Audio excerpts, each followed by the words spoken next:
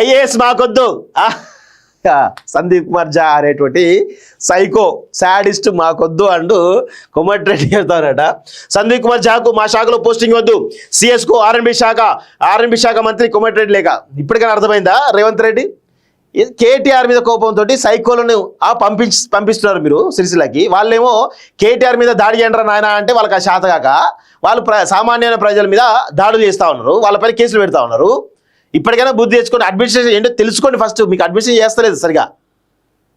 వివాదాస్పద అధికారిగా పేరున్నటువంటి ఐఏఎస్ అధికారి సందీప్ కుమార్ ఝాకు ఆర్ఎన్బి శాఖలో పోస్టింగ్ ఇవ్వకూడదని సిఎస్ రామకృష్ణరావుకు ఆ శాఖ మంత్రి కోమటిరెడ్డి లేఖ రాసినట్టు తెలిసింది.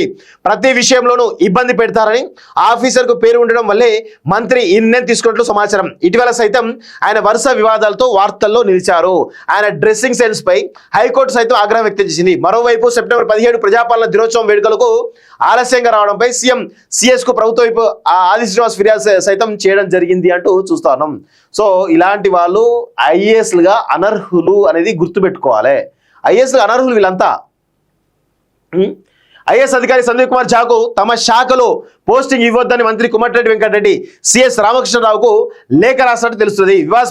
వివాదాస్పదుడిగా ముద్రపడినటువంటి సందీప్ కుమార్ ఝా సదరు ఆఫీసర్ను తమ శాఖలో చేర్చుకుంటే ఇబ్బందులు వస్తాయనే ఉద్దేశంతో మంత్రి నిర్ణయం తీసుకున్నట్లు తెలిసింది. ప్రతి విషయంలోనూ ఇబ్బంది పెడతారని ఆయనకు పేరుంది. అలాంటి ఆఫీసర్ మా శాఖకు వద్దు, అపాయింట్ చేసే ముందు నన్ను సంప్రదిస్తే బాగుండేది అంటూ మంత్రి కామెంట్ చేసినట్టు తెలిసింది. ఇదిలా ఉండగా సిరిసిల్ల కలెక్టర్గా రిలీవ్ అయిన సందీప్ ఇంతవరకు ఆర్ఎన్బి శాఖలో జాయిన్ కాలేదు. జాయిన్ కానియరు కూడా. ఎందుకంటే ఇలాంటి సైకోలు ఉంటే ఇబ్బంది అవుతుందనే విషయం వాళ్ళకి తెలుసు కాబట్టి తీసుకోరు ఆ సైకోల్ని. వ్యవహార తీరుతో వివాదాలు. సందీప్ కుమార్ ఝాకు సమర్థుడైన అధికారి అనే పేరు ఉంది, కానీ ఆయన వ్యవహార శైలి తీరుతో వివాదాలు ఇరుక్కుంటున్నారని విమర్శలు ఉన్నాయి. రూలింగ్ పార్టీ లీడర్లతో గొడవలు పడుతున్నారని ఫిర్యాదులు వచ్చాయి. మిడ్ మానేరు భూ నిర్వాసితులకు నష్టపరిహారం చెల్లించాలని కోర్టు ఇచ్చిన ఆదేశాలు సైతం పాటించలేదు.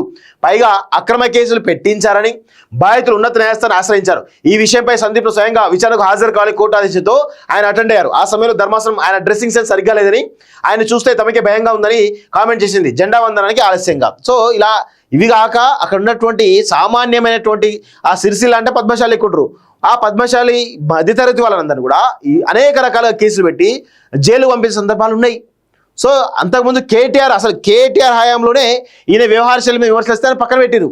కానీ రేవంత్ రెడ్డి ఈయనేదో పీకుడు కాడని చెప్పేసి ఆ సిరిసిల్ల పంపించిండు. కానీ ఏమైంది? ముడ్డి మీద దాన్నిండు. మీ నాయకులనే ముడ్డి మీద దాన్నిండు. మంచిగా అయింది కావచ్చు. ఇప్పుడు సిగ్గుండాలే కొంచెమైనా ఇలాంటి ఆఫీసులు పెట్టుకోవడానికి.